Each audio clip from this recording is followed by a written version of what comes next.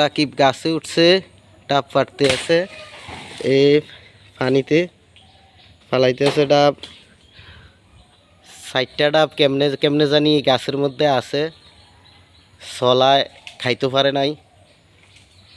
চলার লাই তো রাখা যায় না, চলা আর ফিফরা সব নষ্ট করি এলায়।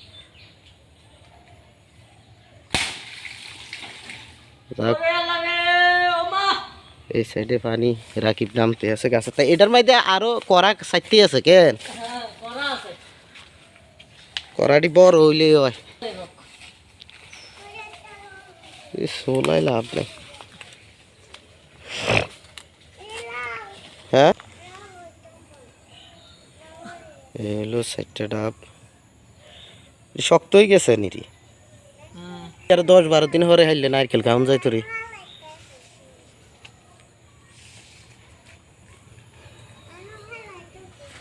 কোন না